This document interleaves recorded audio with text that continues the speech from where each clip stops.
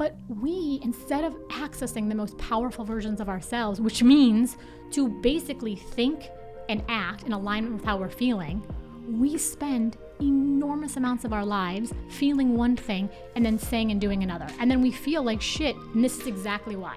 What is neuroelectrical energy, and how does it affect our feelings and actions every day? Well, neuroelectrical energy, not to be dramatic, is the thing from which your entire consciousness rises. Whoa. Yes. And so Sounds like a big deal. Yeah. So a lot of people spend a lot of time thinking about feelings, and a lot of times it feels like our feelings are done to us. Like we're in a situation and then we spontaneously feel bad. But actually our emotions and our feelings are neuroelectrical energies in our body that we have a ton of influence over. And so the reason that I wrote the book and sort of the whole kind of foundation of my work and my life is helping people come into a new relationship with their emotions. Wow. So we're just like walking chemistry sets, essentially. Pretty much. Damn. So is this like the science of neurotransmitters? Because I know there are a handful of neurotransmitters that have, over the past couple of years, entered the zeitgeist. You know, people are somewhat familiar, I think, with the role that dopamine might play in reward, for example. Is that kind of like where we're going with this? Yeah, I mean, I would even simplify it a little bit further. So I would say the foundation of this book and the foundation of my work is people have bad feelings, right? They have feelings like stress, fear, anxiety, inadequacy, doubt, shame. Now, your brain is not that big. It weighs less than 3 pounds. So any bad feeling you have comes from basically the same circuits in your brain. The parts of your brain that give rise to your bad feelings give rise to your bad feelings. So any sensation ultimately can be traced back to some kind of neuroelectrical signature in the brain? And I think what happens in our lives is because we have not been taught how to powerfully work with our feelings, we spend enormous amounts of energy running and denying and avoiding feelings like fear and anxiety and stress and inadequacy. And everything that you want in this lifetime is on the other side of the feelings you think you can't feel. So if you want more self-confidence, you must come into a new relationship with the energy of doubt. Interesting. Doubt is, I guess, the other side of the coin. Correct. So I always talk about the relationship between our brain, emotional pain, and emotional power, right? So emotional pain, again, is any bad feeling we feel. But to go with your metaphor of the other side of the coin, the opposite of feeling bad is feeling empowered. And I think oftentimes we want our lives to feel good to us. We want to feel confident. We want to feel expressed. We want to feel connected. But the line between where we want to be and where we stand is always about these bad feelings. Interesting. So, for example, if you want to feel more peace, you need a new relationship with the energy of uncertainty. Wow. You know what it's making me think of, to just, evoke another analogy, but I think this is a pretty good one. Correct me if I'm wrong, though. It's like you've got to, whatever uncomfortable emotion it is that you're dealing with, you have to think of what the antimatter for that feeling may be. And it's sort of like noise canceling headphones. Yeah. Right? So when I'm putting on noise canceling headphones, I don't know how they work, but from what I think I understand about them is that whatever noise is coming in through the microphones that the headphones have on the outside of the devices, they create this sort of like inverse wave antimatter that just cancels out. It's not that sound isn't there. It's just that it creates this like antimatter to it. Yeah. No, I really like that metaphor quite a bit. And I think the whole idea here is that, one of the most powerful bad feelings in our life is actually uncertainty. So people don't pay enough attention to this, but one of like the top 2 emotions that your brain hates to feel is confusion. Okay. So your brain is a pattern detection machine. And in order to do its job, it needs to close the pattern. So the brain really has an allergy to uncertainty. Wow. Okay. So we have put people in laboratory studies, for example, just to show you how much people hate this sensation of uncertainty. You put people in a lab and you hook them up to this device that gives electrical shocks. And I've gotten shocked by this device. It definitely does not feel pleasant. So you put people in a condition and you say, okay, the machine's going to count down 5, 4, 3, 2, 1, and you're definitely going to get a shock. Or you're in a condition where the machine's going to count down 5, 4, 3, 2, 1, and maybe you're going to get a shock or maybe you're not. Statistically, people prefer to be in the condition where they're absolutely going to get this dose of physical pain. Wow. Now, I think historically, people would say, oh, this is why humans are irrational. We're not irrational at all. The brain is the most exquisite machine on the planet. What the brain is telling you in that moment is that there are cases in our lives where the emotional pain of uncertainty is more painful than a physical pain. Wow. Okay? So we spend so much of our lives trying to avoid the pain of uncertainty.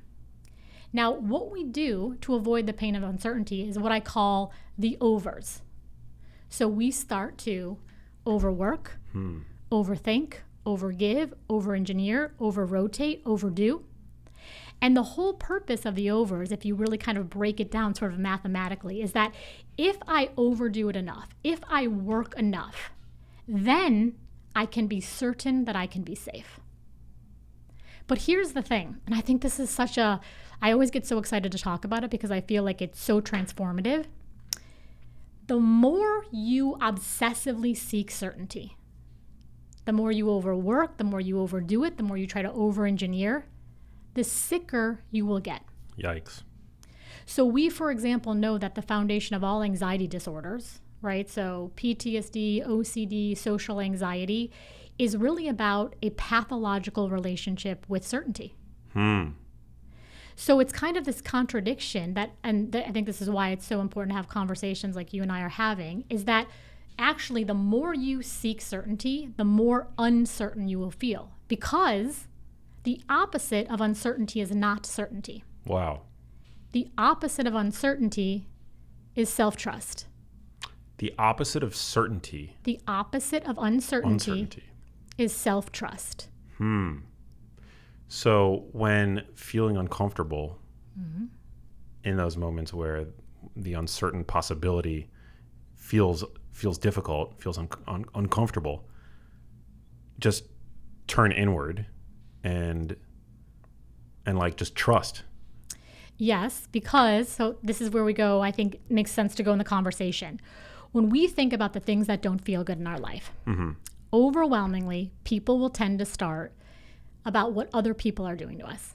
We are very quick to say that the reason my life does not feel the way I want my life to feel is because of what they are doing to me. Okay? Interesting. So what she is saying to me, what he's doing to me, what they're doing to me, what they're not doing to me. And my fundamental area of expertise is trauma, so I'm very aware that horrible things are done to us by other people. Yeah. However, a significant amount of pain in our lives comes from the moments that we abandon ourselves. Okay? I call this in the book the pain of self-division. And what I mean by this is that I am feeling in one direction, but then I am behaving in the exact opposite direction. I'll give you some examples of this. Yeah. I'm exhausted. I want to rest. My body is like fatigued. My energy is low. What do? I overwork. I want to speak up. My emotional energy is saying I have an important thing to contribute. What do? I keep my mouth shut. This situation doesn't feel good to me. This job doesn't feel good. This relationship doesn't feel good. What do? I stay in it. 2 years, 7 years, 37 years. In all of those moments, I have divided myself from my own energy. Do you see that? Yeah. So what I want people to understand is the machinery of the brain operates like a machine. And we really have 3 engines that drive us through our lives. We have the engine of emotion, we have the engine of thinking, and we have the engine of behaving or acting, okay? So if you were gonna make a jet and you were like, I'm gonna have one engine fly in this direction and one engine fly in the opposite direction, you'd be like, that is the worst engineering I've ever seen. It's like pointless, right? Yeah. You're just gonna cancel each other out. But we, instead of accessing the most powerful versions of ourselves, which means to basically think and act in alignment with how we're feeling, we spend enormous amounts of our lives feeling one thing and then saying and doing another. And then we feel like shit, and this is exactly why. Yeah. So why do we do, if we know that we're doing if we know that we're not acting in a way that is productive and helpful, right, to to feeling how we want to feel, then why do we continue to do it? Is it just because we haven't been taught? I was just going to say, I don't know that people know. So you said if we know that I think people are aware that they don't feel great, but I think until we have kind of powerful conversations like these, our lives can be confusing to us. So I think a lot of times we think, all right, I'm not feeling great. I'm going to overwork, or I'm going to overplease, or I'm going to overpost on social media. Yeah. Instead of understanding that that's not going to take you there, right? If you also really want to understand where all of this starts, it absolutely starts in childhood. So the most powerful relationship on the planet, so the most complex relationship on the planet is the adult long-term romantic relationship. The adult long-term romantic. Okay. Yeah. I mean, I see that. And the most powerful relationship is the parent-child relationship, right? It's just the neurobiology of that relationship. So what happens in the parent-child relationship, and obviously parenting exists on a continuum, but even in very quote-unquote healthy families, you'll see a lot of things like this. The child will say, I don't want to eat that. To which the parents will say, eat it anyway. Go tell her you're sorry. The kid's like, I'm not sorry. Kid standing up, parents like, sit down. Do this. I don't want to do this. So very early in our life, we're getting a lot of these messages that are kind of insidious and kind of subtle, that the way we feel can't be trusted. I just told you I didn't want to eat that thing. And then our parent, who we inherently trust, says, eat that thing. So what happens is we start to get messages, and what happens in the child brain is extraordinary, right? So from years 0 to 5, there's more than 1 million neural connections being formed every second. Wow. It's astounding. And I think this is such an interesting point too. The one major human skill that we don't really have in ages 0 to 5 is language. Right. So we're encoding, because there's different memory systems in the brain, right? There's verbal memory, there's procedural, there's sensory memory. So we're encoding all of this information about, can our feelings be trusted? What feels good to us? What does power feel like? What does love feel like? What does attention feel like? And then we start to say, well, I'm kind of living in these environments that tell me to sever myself from my own emotional experiences. We become disconnected. Correct. Damn. That's difficult. So how do we reconcile that? Particularly if like that occurs during a time when our brains are most plastic. Doesn't that, in a way, how does that set us up for success in the future if we're dealing through all that and at a time in particular when our brains are really still developing? Okay, so I have a lot to say about this. So let me start here. So first of all, I don't even think that this is a glitch in the system. In other words, I think the human experience, just like we're meant to like crawl and then walk, we're meant to kind of get tangled messages in childhood to some degree.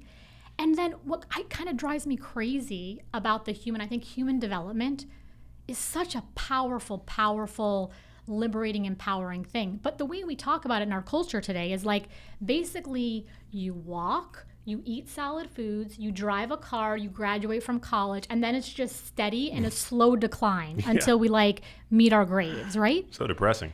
But I actually think that the next frontier of human development is really about this idea of emotional power. How do we come into a more honest relationship with our own emotions? Yeah. That's a very important question. It is. And I think what's really cool too is I've been watching, my father is a psychologist, so I kind of come from a lineage of psychologists. Wow. So I've been kind of watching the mental health and well-being conversation for 40 some years. And we are at a moment right now. Was it difficult growing up in that household? What do you mean by difficult? Well, so my frame of reference, one of my favorite shows of all time was 6 Feet Under. And so one of the central characters, Brenda, she grows up, both of her parents are like famous psychologists. And she spends her entire childhood being psychoanalyzed. Okay. Essentially at the dinner table. So, and it that it just seems like it was difficult for her in the show. If you know the show, she's got, she's a great character. She's an amazing, strong, powerful, independent woman, but has some trauma, from growing up in that Too situation. many weird conversations at the dinner table. There you go. So I will say this. There was a lot of emotion in my home. Okay, so there was a lot of like big emotions in my home that, like most things, was incredibly wonderful and incredibly agonizing. And then in terms of the more sort of day-to-day stuff, I never felt like I was being psychoanalyzed, but nothing, for the love of God, was simple. If I wanted to like sleep over at a friend's house when I was, 14 years old, I'm not kidding, there were days-long conversations about it. So it was just like everything always had to be, I didn't feel like I was being analyzed, but there was a lot of conversations about everything. Yeah. I mean, I can imagine. It's like, I don't have kids, but I'm pretty sure that once I have a kid and we're all sitting around the dinner table and they're able to speak, and we're going to talk about the things that, I'm interested in, at least some of the time, which tends to be nutrition and, health, fitness and stuff like that. Like, that's going to be a conversation probably that comes up more than a few times in my future household. Yes, and I think, it's amazing that our parents kind of share their interest and their excitement with us. Yeah. I also think sometimes having to explain as much as I had to explain about my preferences kind of takes you back to what I was saying about self-trust. It's like the child has a natural intelligence. Just let the child's like intelligence lead sometimes. I like that. We don't need to analyze everything. Yeah, I like that. Okay, so before I cut you off and made it personal, what are some of the things that can make us more emotionally powerful? Oh my God, here's the premise. The whole thing is that everything you want in this lifetime is on the other side of the feelings you think you can't feel. So tell me where you're anxious in your life, Max. Tell me where you have doubt. Tell me where you have shame. And if we work through that, everything in your life becomes more emotionally powerful. I have a lot to say here, but one of the big mistakes I think that it's not even a mistake. It's just a counterintuitive shift that I think can be so empowering when you start to see it, is a lot of times we think our emotions are given to us by the situation.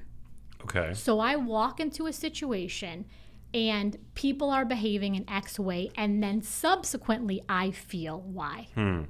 That's not always the case.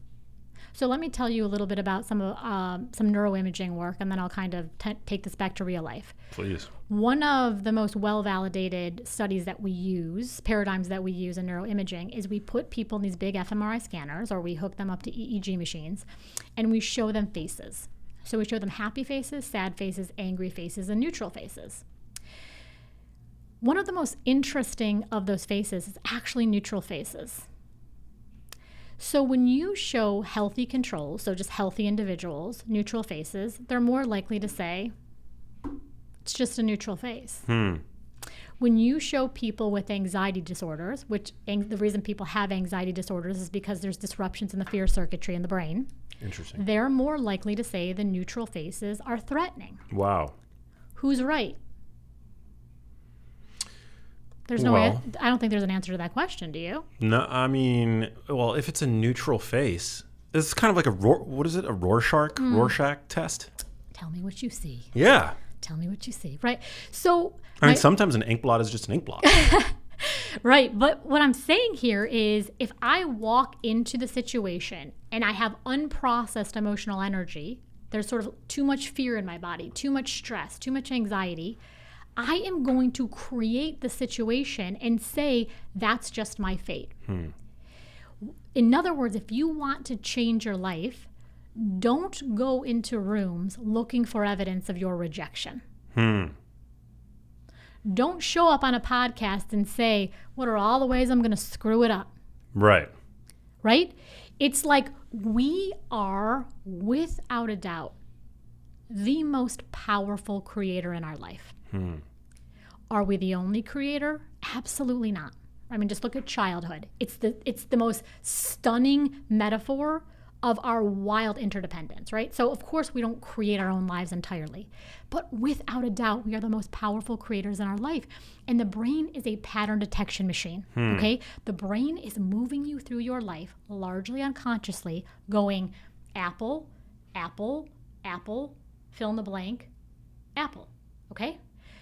But every machine has a power source, okay? So like you could think of like your brain is like the cell phone. So what is the power source that powers the brain? It is emotion. So what this means is I have an emotional pattern that explains a lot of the situations in my life. So it's something like, if it's negative, it's something like, I never get what I want. I never get what I want. I never get what I want. I show up in a new job or a new relationship. Maybe I'll have a bump for 6 months, but I promise you I will return to the old emotional energy until I understand that it's not the situation that's creating the emotional energy. It's the emotional energy that keeps creating my situations. Everywhere I go, there I am. Right. So is this similar to like what some have called limiting beliefs? Yes, I mean, I think, but the limiting belief, if you want to change the limiting belief, you have to work with the emotional energy. Got it. So if I go in front of my mirror every day and like tap my red heels together like Dorothy and say, you know, everybody likes me, everybody likes me, everybody likes me, but my emotional energy is like bullshit, bullshit, bullshit, then the brain hates dissonance. So the part of me that's saying everybody likes me, and then the part of me that's feeling I'm not buying this myself, that disconnection actually makes me feel more anxious. So how do we break the pattern? We have psychedelics.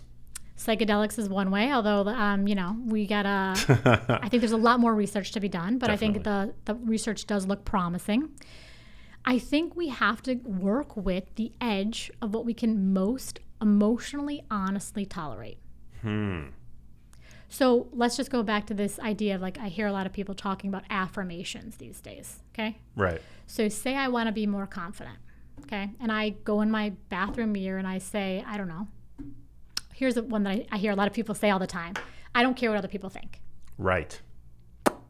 First of all, that's a red flag. Well, it's not, unless you're like, you know, it's very rarely true. Let me put it that way. So we do care what other people think. And on some level, thank God. You know, it's what makes us kind of interconnected and empathic. And so if I go in front of the mirror and say, I don't care what anybody thinks about me, again, my little BS detector is going to be like, bing, bing, bing. Let me instead say, I am so nervous what people are going to think about this book or what people are going to say about this podcast.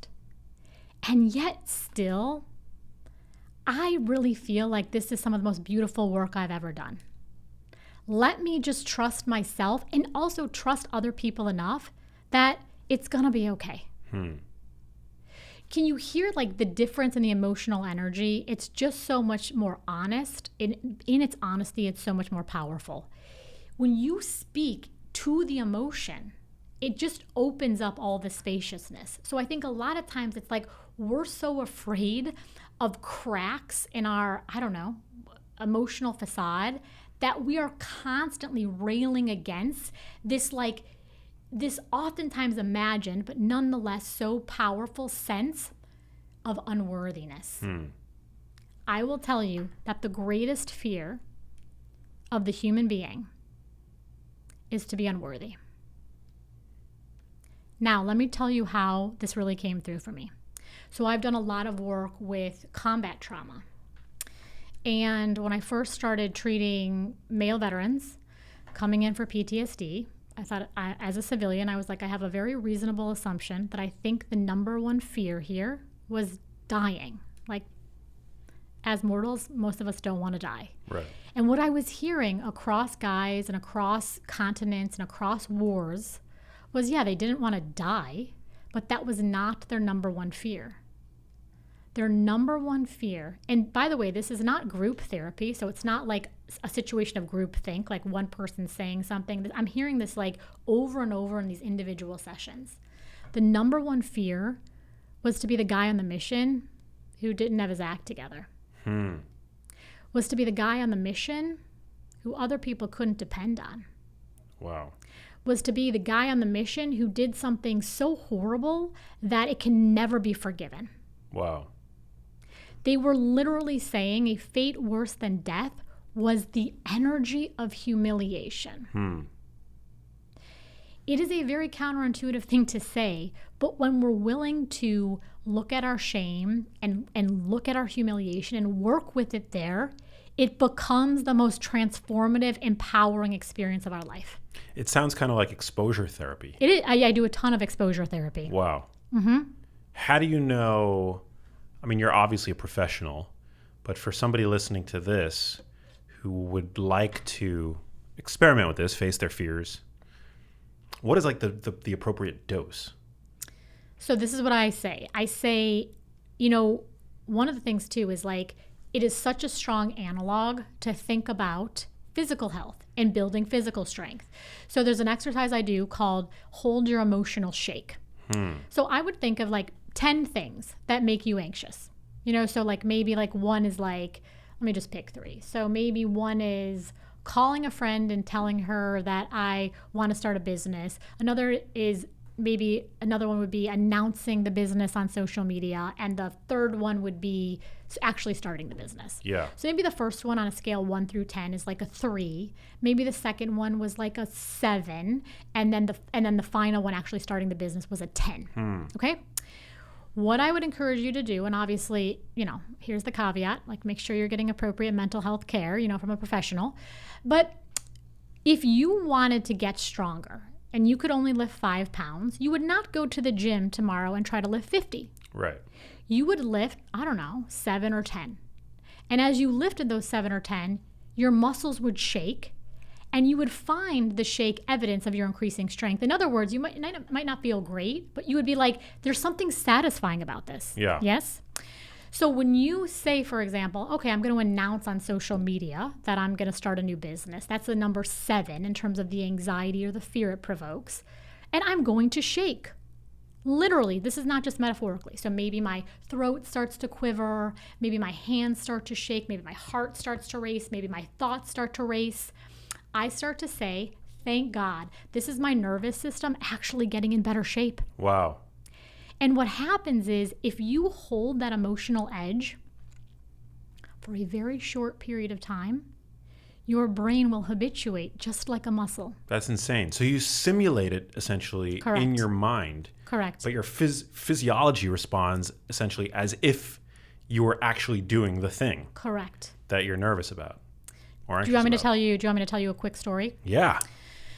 So I'll tell you a story about combat trauma and basically exposure therapy. It's a type of therapy called prolonged exposure. And some of the reason I will draw from very extreme trauma is I recognize that most people hopefully don't have this caliber of trauma. But what I think is really redemptive about these stories is that if this heals people in the most grueling and punishing forms of trauma, there's something hopeful for all of us there, okay? So I was working with a combat veteran. I've worked with a lot of combat veterans like this, and this person had been back for a long time, close to 2 decades, okay? And PTSD is a punishing disorder. So it just shrinks your life because the whole idea of anxiety is not to face the fear, but to run from it, okay? So what happens is our lives start to shrink. So in this case, the guy could no longer work. He couldn't really be in public spaces because, with the hypervigilance of PTSD, he felt unsafe. He couldn't drive. He had a lot of convoy trauma. Wow. He couldn't be around his young kids because young kids are like noisy. He was getting in a lot of confrontations with people. His marriage, unfortunately, had broken up. So when he came to me, he was like, this is a last-ditch effort because my life is just suffocating me. So I say, all right, so what have you been doing all these years? And he's like, I avoid people, I avoid noises, I avoid public places, I avoid. So I say, okay, we're going to flip the script here. And instead of avoiding, we're going to talk about the thing you've been avoiding in detail. We're going to talk about it in depth. And you're going to not just do this in session. We're going to record you on your phone, and you're going to go home and listen to it over and over and over. Wow. And he was like, do they pay you to say this shit? Because this is like the worst idea I've ever heard, right? But he's courageous. And fortunately, I have the whole evidence base behind me, right? This isn't a treatment like I generated in my garage. So we have lots of very strong scientific evidence. So he's incredibly courageous and says, okay, I'm going to give it a shot. Week like 8, 9, 10, very short into treatment. He comes into session, all right? And he's like, Doc, can't do this anymore. So I'm like, all right, sit down. Like, tell me what's going on. He holds up his phone and he was like, every time I listen to this thing, I fall asleep. It is dull as hell. So this memory and all of the emotion that had truly tormented him for many, many years had now been released. Wow. Right? The thing about trauma, and this is something I feel like I've been put on this planet to share with people. That's insane, by the way. I've told that story so many times, and every time I tell it, I get chills and I feel it again. I mean, this person truly got his life back. And now, obviously, once you treat PTSD, you still might have to deal with other things. Plenty of people, for example, with PTSD have comorbid addictions, or they have, domestic issues that need to be, or they have employment issues. Yeah. But you get your sanity back on some level. So he just he kept listening to the voice note again and again and again and again. At first it gave him anxiety, and then by the end he was taking naps to it. It was Correct. It's like white please noise. Make this up. Yes. Yeah. Because here's what happens. So when you reapproach, I have a lot of things to say. Let me say this piece first. The horror of trauma is not what it did to us. It's what it does to us. I was unsafe back then. I am unsafe forever. Right. People betrayed me then. I can never trust anyone again. You see, so because the brain's number one function is survival, your brain, its number one task is not to make you happy. So on some level, it doesn't care if you're miserable, if the question is misery and alive or happy and dead. Right? So you have to understand that what the brain is doing is it's saying something so horrible happened then, that truly my life was in peril. So now I'm going to create this incredibly vigilant pattern around anything that maybe could possibly sort of be dangerous. Wow. So what happens then, and this is part of the reason why I called my book Energy Rising, is the body and the nervous system and the brain, the whole shebang is brilliantly designed and knows how to get rid of waste. Right? We eat food, we release waste. We take in oxygen, we release carbon dioxide. Every 27 days, our skin cells shed. The immune system knows how to release toxins, okay? But what happens with our emotional energy is we have a feeling that rises inside the nervous system, and it feels like heat, right? We truly get flushed, and it feels bad, and we don't like how it feels in our body. And so instead of just letting that energy rise and pass, we shove it down. Happens again, shove it down. Happens again, shove it down. Happens again, shove it down. You do that enough times, you become emotionally constipated. Constipated. You feel brittle. You feel reactive. You feel smothered by your life. All you need to do is get out of your own way and let your nervous system do what your nervous system was designed to do. And that's why these treatments like prolonged exposure, other forms of, with OCD, we use a lot of ERP, exposure and response prevention. It allows people to sit with these feelings that they swore they couldn't tolerate, only to find out they could tolerate it. Wow. It's like you think there's a monster in your closet, and so then you just go to Home Depot and buy a lock and then hire a security guard and then duct tape it. And it's like you keep thinking there's something in there until finally you're like, you know what? Let me just open this damn door. And then you're like, oh my God. There's nothing in there. Yeah. So liberating. It's so liberating. I want to say one final thing because I'm sure some of your listeners have some pretty significant trauma. The other thing about trauma is the worst, you've already lived through the trauma. The worst part is over. That's right. So what's happened is it's just this old emotional energy that keeps trying to get out, and the brain isn't allowing you to fully process it. It's like some Stranger Things shit. Damn. In your book, you talk about 8 codes. What are these codes? You don't have to go through all of them, but what are the codes that you offer in your book, and how can they help make us stronger and more successful in our personal and professional lives? Yeah, so the codes are kind of this blueprint for how to think about working with your emotions and the energy of your emotions and your body to live a more powerful and satisfying life. And I've broken them down into 8 codes. Whoa. The first 5 are things that you just need to do to strengthen your own individual power. And the back 3 are ways that we become more effective, more powerful, and have more satisfying relationships. Wow. Yeah. What are these? Just like cheat codes of sorts? I don't know if I like the word cheat, Max, but Well, I'm a child of like the 80s and 90s, so we had like Nintendo, and when I think of like codes, I'm like up, down, left, right, BA. Oh, there's like a cheat code. So basically, these codes, I'll give you some samples. So one of the codes is this idea of build your power pattern. Okay. So building a power pattern, again, it really kind of capitalizes on how the brain works. So whether you want it or not, your brain is going to act like a pattern detection machine.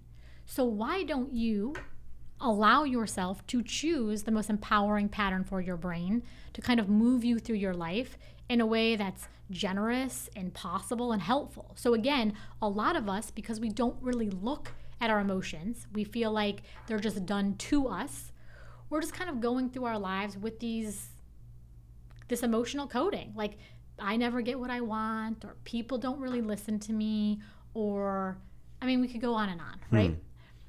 But if we really want to be more powerful, we have to figure out how to expand the emotional pattern. And so again, this is this idea of how do you work with your emotional energy so you can get into situations that are uncertain. They are ambiguous. In an earlier version of your life, they could have been triggering. And how can you say that same input is now actually evidence that I'm moving in the right direction?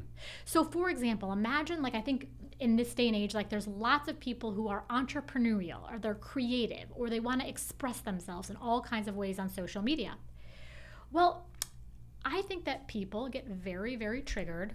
They get very frightened, and understandably so, when they feel like other people don't understand them. So very quickly, let's say someone's sharing something about an idea they want to create, and it seems like other people aren't as enthusiastic. Again, there's that sense of uncertainty. You're not looking the way I was hoping that you were going to look. Well, pretty quickly, if I haven't worked on my pattern, I'm going to be like, people always think my ideas are stupid, right? Or people don't like me, or people don't. Okay? You have to be able to say, how can I interpret these situations and work with the emotional sensations so that this is actually evidence of my empowerment? In other words, if I really am on this planet to be an entrepreneur, because again, I think there's lots of people who want to be entrepreneurs, then on some level, what you are saying is, I am ahead of my time. No one's creating a business that's already been created 1,000 times. Right. So then wouldn't it kind of make sense that other people's misunderstanding or their confusion is evidence of the fact that I really am leading this? So you start to really learn how to work with other people's reactions in ways that are empowering as opposed to triggering and suffocating. Yeah. Are there practices that you offer to help people become more adept at this? This sounds like something that you would need coaching in order to master. But do you offer in your book, whether it's an ideal morning routine, or I hate to use the word affirmation, but a process or a technique? Absolutely. So each of the codes has several exercises. So you can kind of, some of them are really simple. You can just kind of take yourself through them. But I think cool. a lot of times we aren't even aware of what are powerful questions to ask ourselves. So I'll give you an example in one of the codes. And again, there's journal prompts, and there's ideas of, I talked about hold your emotional shake, making this hierarchy. So there's lots of really kind of simple and powerful exercises to use. But a lot of times we say, I feel bad. Okay, why do you feel bad? I feel bad because other people aren't reliable. Or I feel bad because I don't feel like I really belong here. Well, I think sometimes even asking ourselves questions like, what are ways that I abandon myself? So what are ways that I, for example, contribute to feeling like I don't belong in a room? So are there conversations that I don't show up in? Are there ways that I hold myself back? So I think a lot of times we kind of outsource, again, what I was saying earlier in our conversation, we can outsource our pain and think that it's all kind of happening to us. And that's an incredibly disempowering story. Yeah, I was just right? going to say, it's like you're taking back your power with the flip that you made. Yes. And at the beginning, it can feel a little bit, it's not great to think of the ways that I'm harming myself. But let's talk about psychological safety for a second. So there's no question that the brain needs psychological safety, okay? And I think it's incredible how many advances we've made in terms of psychological safety. But here's the thing. Even if the whole world was incredibly safe to me, if I am willing to abandon myself, if I am the one who says I want to hold boundaries, but then I say yes when I mean no. I stay in relationships that I don't like. I stay in rooms that I don't like. I stay in jobs I don't like. I work at my computer until my body hurts. It does not matter if the whole world is safe to me so long as I'm willing to be dangerous to myself. So the book has a lot of like simple but I think very powerful exercises to kind of look at ways that we're getting in our own way and then offering some alternatives for healing that. That's amazing. Yeah, no, it's an incredible book. Do men and women differ in terms of their necessity for psychological safety? I don't think so. You know, if you look at a lot of the brain research these days, there's not tons of differences in male and female brains. I think what a lot of the explanation goes to is environment. I think the messages that little boys and little girls are sent are very different.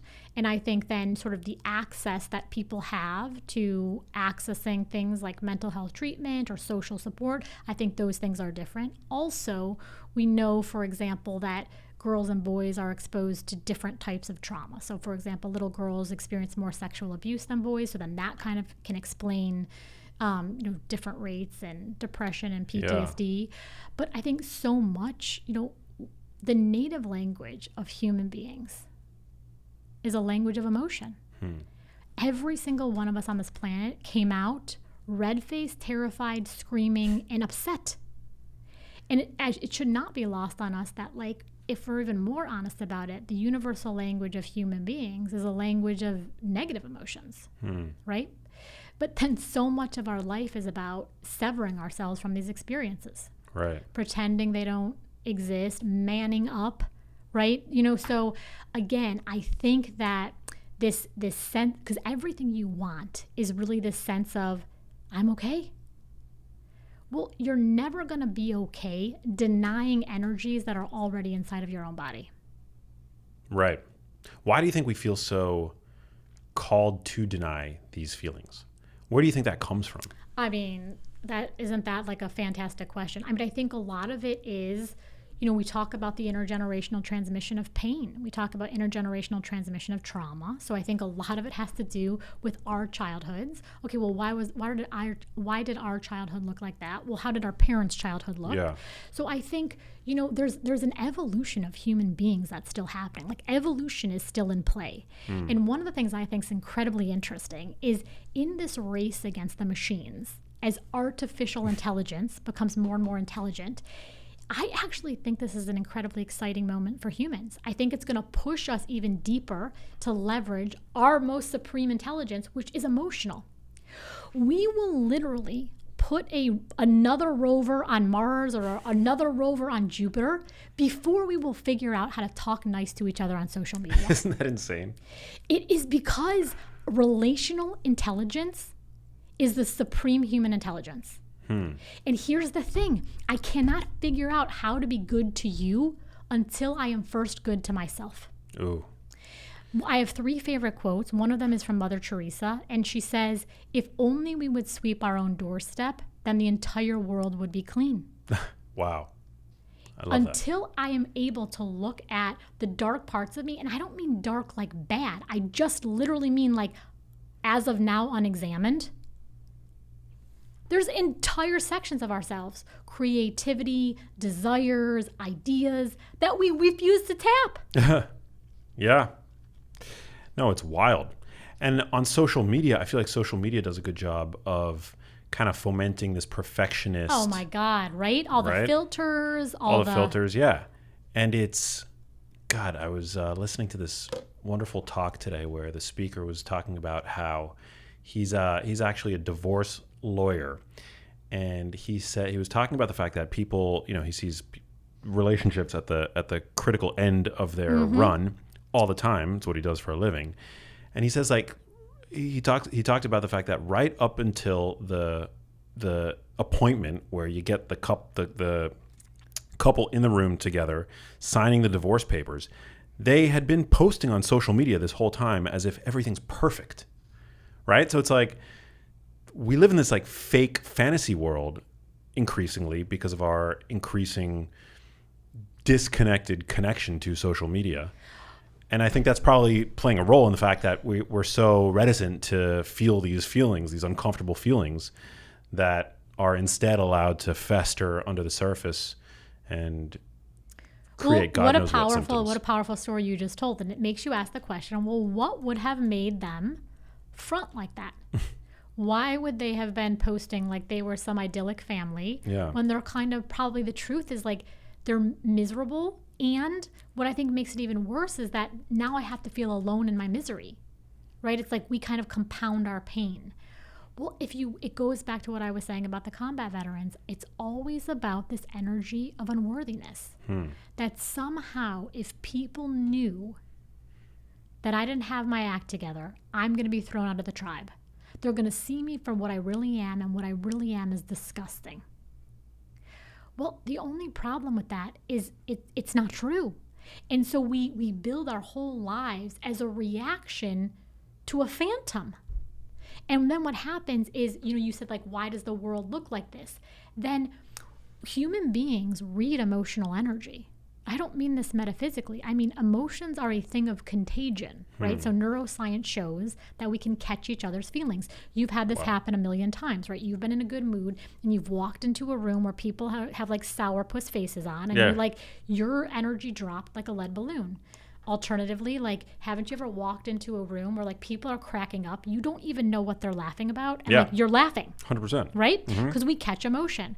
So when people are around us and they're not being authentic, we then catch that inauthenticity and then we feel like we have to posture. And then it's just like posturing on top of posturing. And so what the world needs right now is emotionally powerful leaders.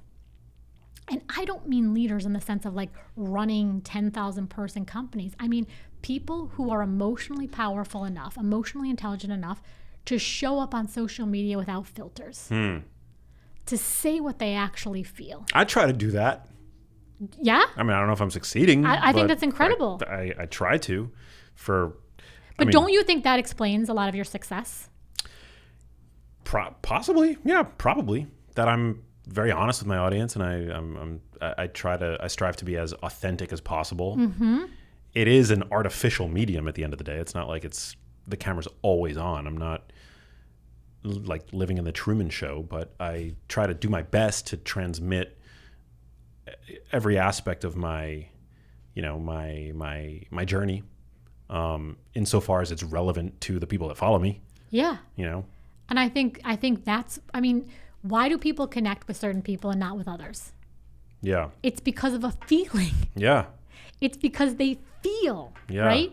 It's like the meaning in our life is emotionally constructed. Really think about this. No, it's absolutely true. Right? It's like how many followers on social media is enough followers? Depends on how you feel about it. Yeah. Have you had a successful career? Depends on how you feel about it. Should you have another kid? Should you leave your marriage? Depends on how you feel about it. 100%. Yeah, it's like I like the movies that I like because of the way that they make me feel.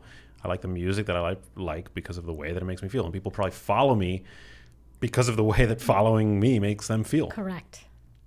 So you're in this emotional relationship. There's this relationships are an actual transaction.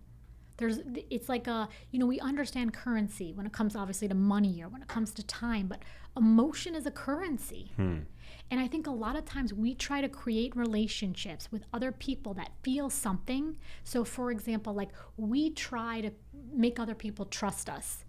But I don't really trust myself, how in the world can I give to somebody an energy that I don't possess within myself? No one, if you came to me and said, hey, Julia, I need $5, and I really wanted to give you $5, if I did not have $5, the conversation would be over. I'd just go, hey, I'm really sorry I don't have it. It would be very logical. But with emotions, it's like everyone's trying to get things from people, but we're not really understanding that we, on some level, are the generators of the feelings we seek to feel. So this is all kind of calling us into a deeper relationship with our own emotions. Where do mind-altering substances fall into this paradigm? Are they helpful? Are they, I mean, I guess it probably depends on the substance, but something like caffeine or alcohol, which, both are pretty common and legal. Yeah, I mean, they're common and legal.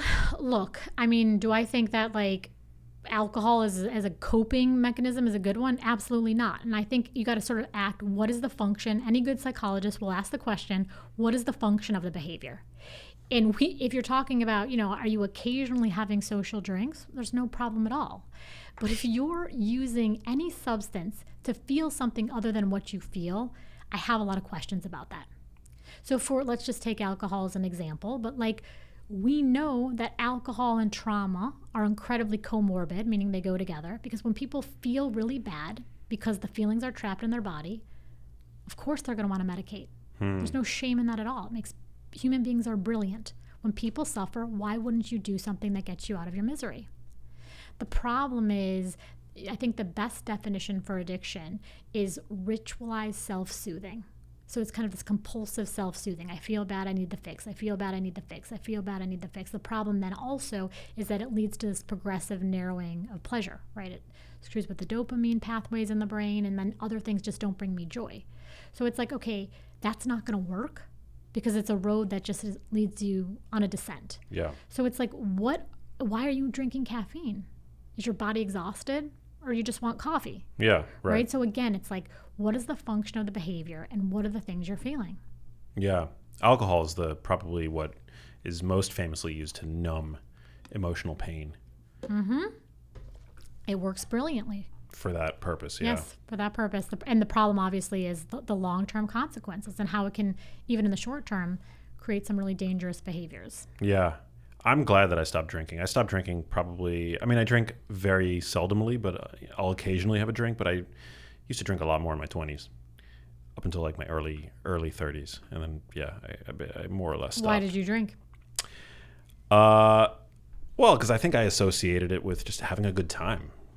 If you were going to, and celebration, just the ritual aspect that it plays for so many of us. If I was going to go out with my friends, part of that pattern entailed, for me, drinking alcohol, pre-gaming at my friend's house for nearly all of college. Yeah.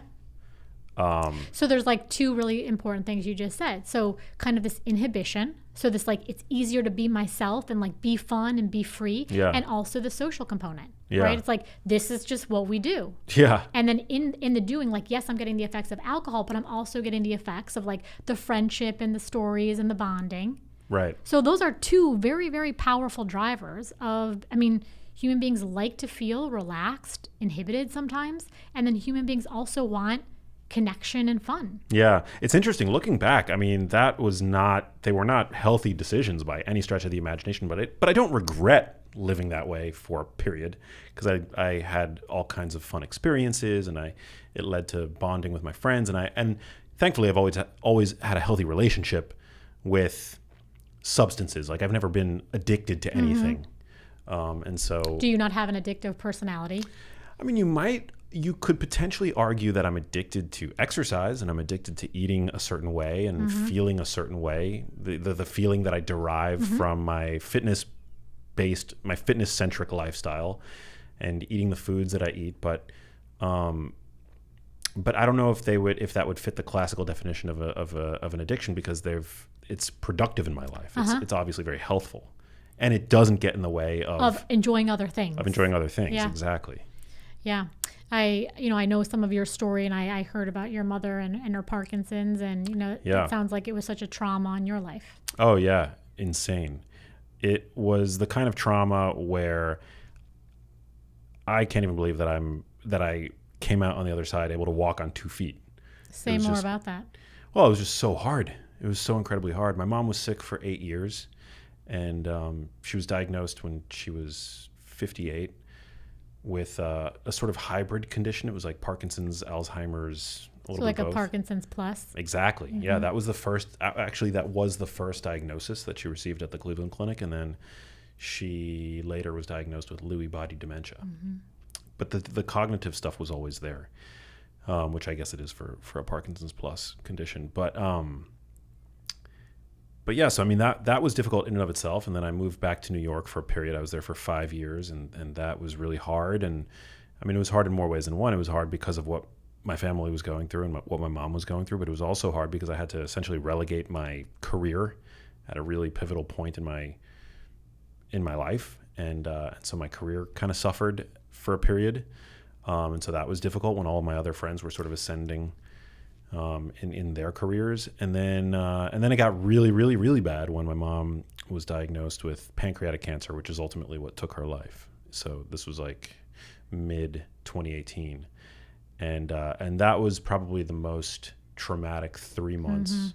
Well, it without question was the most traumatic 3 months of my life, but it was unbelievable how traumatic it felt at the time. And the fact that I'm, able to form complete sentences and stand up and, take care of myself and have a career in the aftermath of that is just unbelievable. I mean, it's a testament to how resilient we are.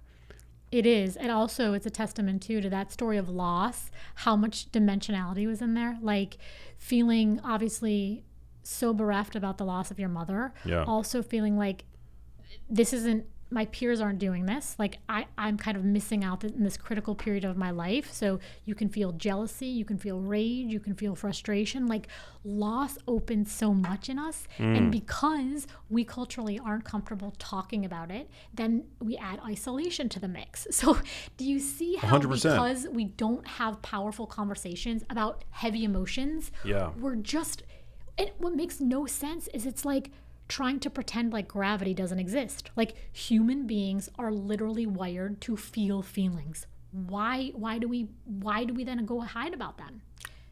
Absolutely. And now that we're talking, I mean, I definitely felt, I think I consciously chose to feel those emotions as I was going through them. You did? As uncomfortable as they were. Yeah, because that was a point in my life when I wasn't drinking. I wasn't really messing with substances or anything like that. And I remember there are fragments of the inner monologue that I had with myself at the time that I still remember. And some of the things that I remember telling myself was like, okay, feel this. This is all meant to happen. Mm-hmm. It's human to feel the way that you're feeling, given everything that is objectively unfolding in your life, clearly in front of you. Your mom's sick, your career's in the toilet, you're in the prime of your life, and you're sharing a room with your brother, and everything seemingly is terrible, but you just have to trust yourself. You have to trust that you've made it this far in life and that you have had a career that was incredible and that you were worthy. There were indicators of that, and that this is just a period, that this too shall pass. And it was actually that word, trust, that really kind of propelled me through. Well, it's when I hear you talk about that, can I ask, and obviously you don't have to obviously say anything you don't want to say, but did your brother handle it similarly to you? No, I think that he had a different reaction? My brothers didn't, they're not as emotional. They're not as, they're kind of like a little bit more stoic, both of my brothers. Yeah. What's really interesting is one of the most interesting questions in trauma is because the human experience involves suffering, right? It's like the idea can't be how do we eliminate all trauma from the planet, because like it's just things, people die and people get sick. And so I think one of the most interesting questions for researchers is like, when trauma happens, who gets sick and who gets resilient? Right? So there's sort of two trajectories after trauma. And so what I hear you saying is this like incredibly intense thing happened to you, filled with so much grief and so many other emotions, but you have this capability, even in the pain, to see past that. That's, you've heard of everyone's heard of PTSD, but there's another construct that scientists study, which is called post-traumatic growth. Hmm. And when I see, sometimes people will ask me, how can I do this work? I've worked with the most extreme forms of trauma on the planet. I've worked with combat veterans, torture survivors, domestic violence. I mean, and there are absolutely days where it's very heavy, but also you see people who just embody the highest value of what it means to be human. I work with people regularly who, if they said, I'm never getting up again, you would be like, that makes perfect sense. I can't fault you for that. But they say, I rise because I choose to rise. And when you watch people persevere like that and reach for something, it shows you something so powerful about the human experience that I think sometimes when we're away from pain, we can get kind of numb. We're just kind of going through the motions and living these lives that I think are somehow untethered from a much deeper part of our humanity. Yeah, I mean, it definitely makes you stronger. And more alive. And I think more compassionate and more connected. I can't tell you how many patients have come to me and said something horrible has happened. So usually losing a family member. And it was horrible. I would never want to go through it again. And yet still, I feel more somehow more alive. I feel more connected to people. I feel more connected to people's pain. I'm looking at things that I never looked at before. I feel so there's meaning in the suffering. This I am 100% convinced of. I'm convinced of it too. Yeah, I mean, I wouldn't be doing what I'm doing if not for this pain and the suffering. Right. And think also, I don't know how, sometimes people say things about your pain and it doesn't feel good. So you can obviously tell me if I misspeak. But through your pain, you've influenced so many other people's lives so positively. Yeah. I mean, I try to lead by example. Mm-hmm. I'm not perfect, but I definitely went through something spectacularly awful. And I know a lot of my listeners can relate. Sort of a self-selecting group. A lot of people that follow me have kind of been through similar things. And many have not, but yet. But yeah, you're right in that it is sort of built, it is kind of hardwired into the human experience to suffer. It is.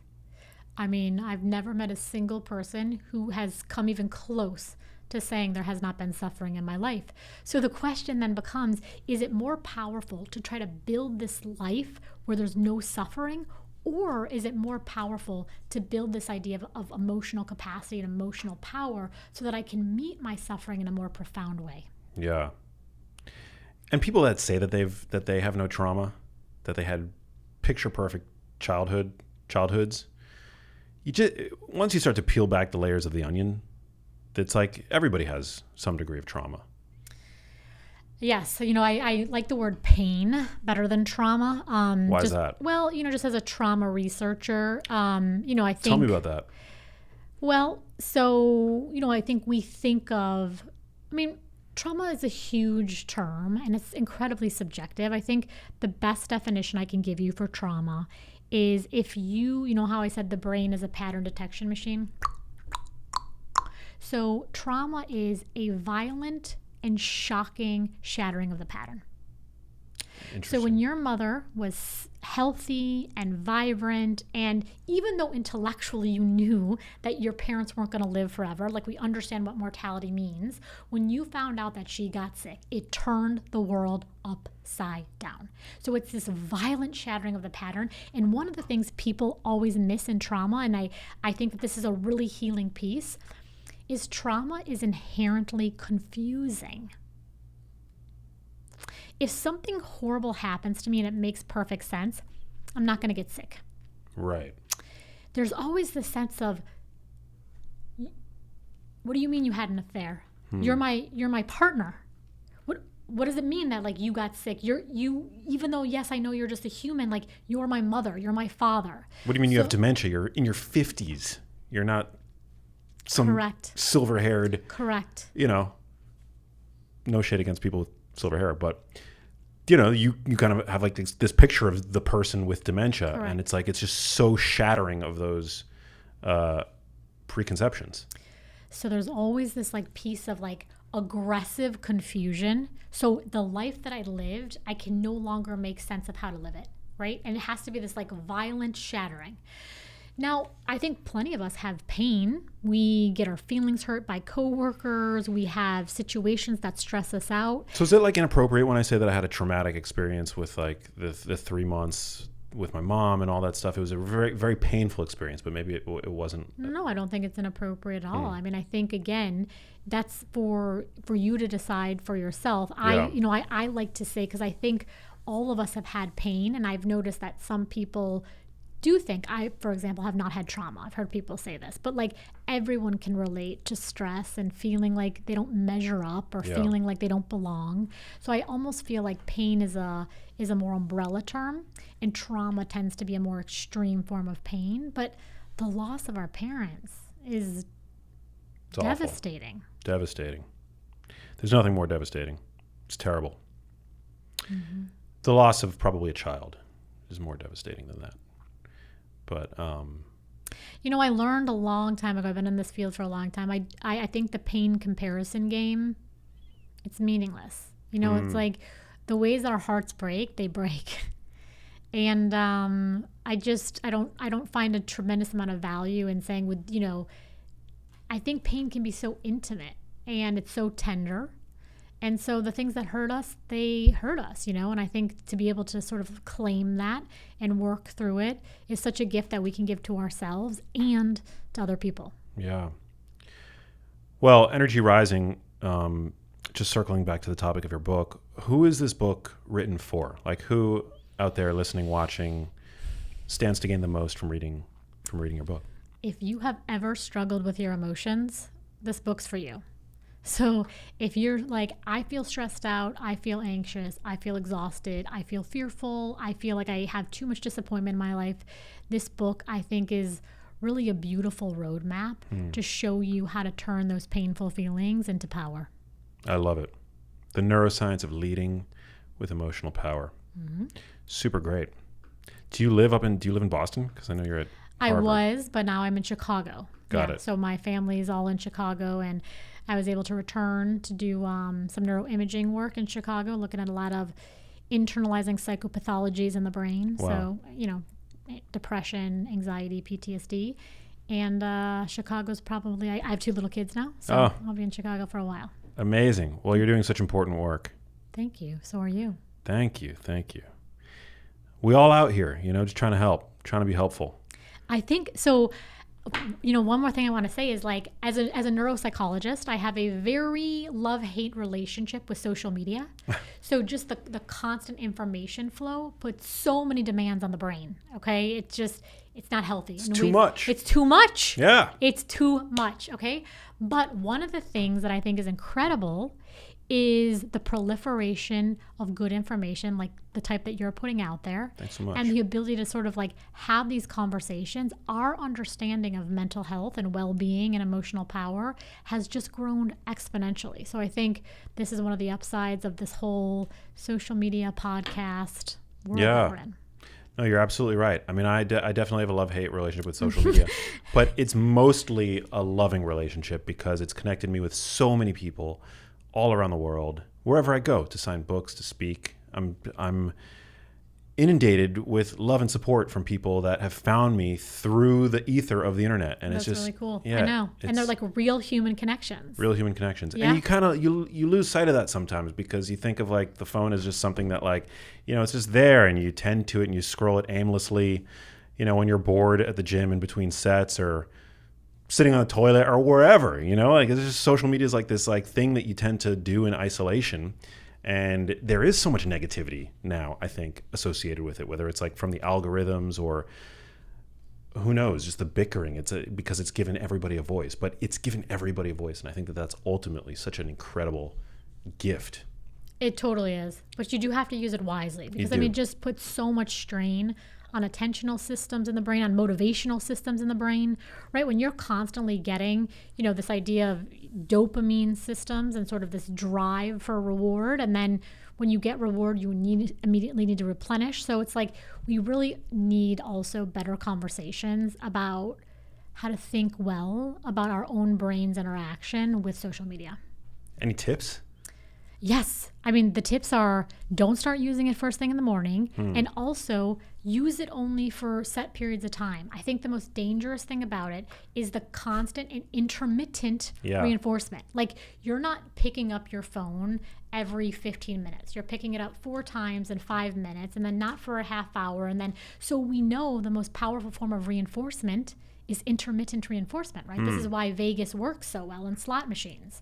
So it's like, if you were really serious about brain health, what you would do is you would use set times for your social media use, and then that would be it. God, I try. I have screen time. But it's hard, set up. right? Yeah. Every day, whenever screen time pops up, you've got 1 minute left to using this app for the day. Ignore. Do you? I do, yeah. I shouldn't. Okay. So so that would be a great way to work on emotional power, and I'll tell you why. If you actually accepted it, lots of feelings would come up. Agitation, irritation, stress.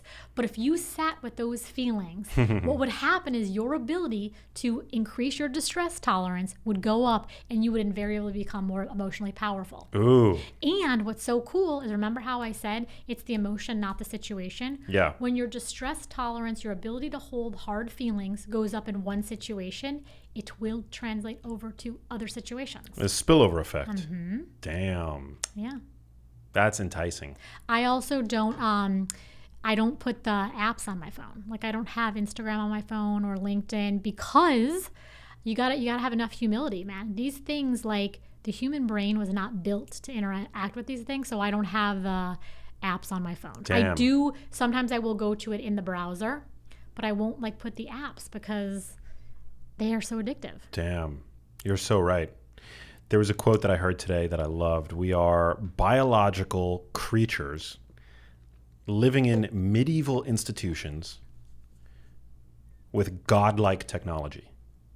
And we're not wired to be able to contend with those deltas at every... So, okay, I didn't think we were going to get into this, but yes. So part of the reason that I wrote Energy Rising was I have seen, so I've worked with extremely powerful leaders. I've worked at the White House. I've worked on several U.S. presidential campaigns. I've worked with leaders of major organizations. Damn. Until we are able to sit with our own pain, the world will not change. So if we think about all these dysfunctional behaviors, right?